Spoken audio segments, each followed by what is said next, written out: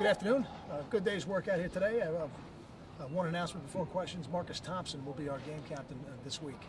He has been a leader on this team now for quite some time, and I think the way he plays the game of football is a great example to really every player in our program, not just the young players. Questions?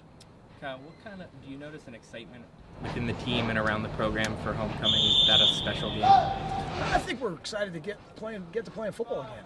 More than anything, you only get to play 12 games in a season guaranteed. So, for us, this has been a little bit of a stop and start kind of season. So now that we get a chance to come back and play, the fact that it's a conference championship game, it only makes it better. But I think there's just an excitement to get back to playing football again in High Point Solution Stadium. Well, the running game obviously is always essential to you. Is it more so when the opposing team has an up-tempo and wants to run a lot of plays? I know you're not a big guy in ball possession, but you are on rushing yards. So does that become a little higher priority this game? I think running the football is a high priority for us, and I think we as an offense, to really perform on the level that we want to perform on, we need to have that component of what we do. And if that becomes number of carries, that's great, because I think when you get to a certain number of carries, your chances of winning the game statistically goes up. But if it creates some big plays in the running game, that's okay too. The job ultimately of the offense is to score, and if it happens in 2 plays, that's great, and it happens in 14 plays, that's fine too. But I think we need to get back to running the ball efficiently the way we did earlier in the season. So I think it's going to be critical. Kyle, you talked about the starts and stops of the season. Is there any way to tell? Is it disruptive? Is it helpful? Does it not matter?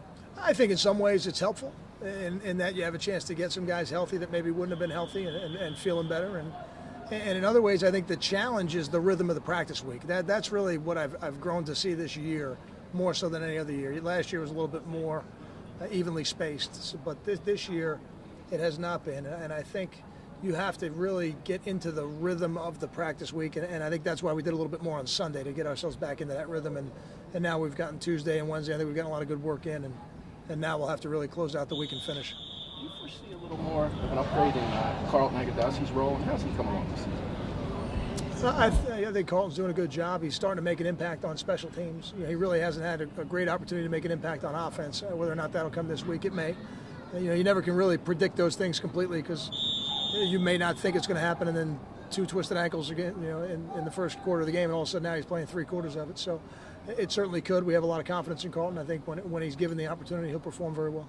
Kyle, the way that offense is changing around the country, the fullback is kind of getting displaced from it. Even as you guys have kind of opened up your offense a little bit, why have you kept Michael in the fullback role kind of integral to what you do? Well, philosophically, we're going to have fullbacks and tight ends at Rutgers. That's just how we play the game. Now, I think being the type of pro-style offense we want to be, we're going to be multiple in our personnel groups, multiple formationally, and ultimately the guys who get the ball are going to be the great playmakers. And Michael has proven that he can make plays, and he's an extremely valuable guy. And when you talk about nationally, it's probably been going on for quite a while.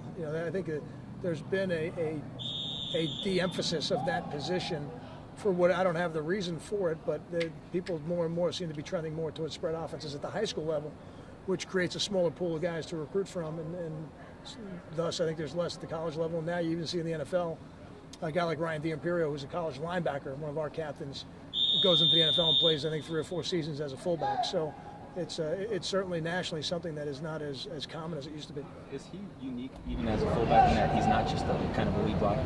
You talk about how he can run the ball. He's obviously catching the ball as well.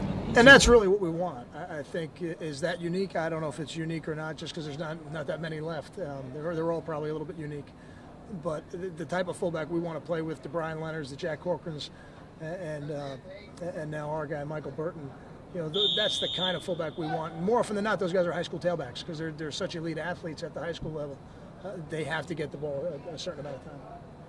Kyle, obviously Goodwin had a lot of success in high school, and then he came in against SMU and had the big first game as a significant contributor.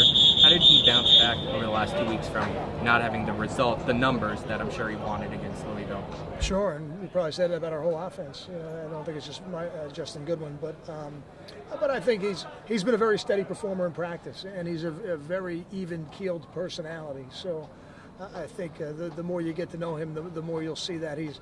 One of the things I like maybe the most about him is is when he has success, he looks like he expects it, and when he doesn't, he looks determined to have it again. So, Justin, I think it's going to be a big part of what we do going forward. How much Cal, you're 10 for 13 on fourth downs this year, and that's an improvement from 3 for 10 last year. So you're going for it more often and getting it more often. Where is that improvement coming from? I think we've improved on offense in general, and I think that allows you to be better on fourth down if you go for it more. Why have we gone for it more? I didn't realize it was that dramatic of a difference. That's a pretty dramatic difference. I feel maybe that the offense is a year more mature and ready to take advantage of those opportunities and able to move the chains. And it certainly has worked out in our favor percentage-wise. What you said now, the place we need to be better is third down. And I think we know that. We're working hard to make that happen this week, and it certainly looks like we're improving in practice, but now we got to see that improvement in the games. How much has Justin Goodwin improved in the bye week, just in terms of watching film and kind of slowing things down and understanding his role in the offense? I think improvement is maybe a hard word for me to use in terms of just the bye week, but what I do see is a more sure player of everything that he does. He seems to be mastering, is too early to use the word master either, but he seems to be becoming more and more familiar with the offense and becoming more and more comfortable with knowing his assignments and quicker reactions to what the defense is trying to do to him as well. Thanks, Cal. Thank you.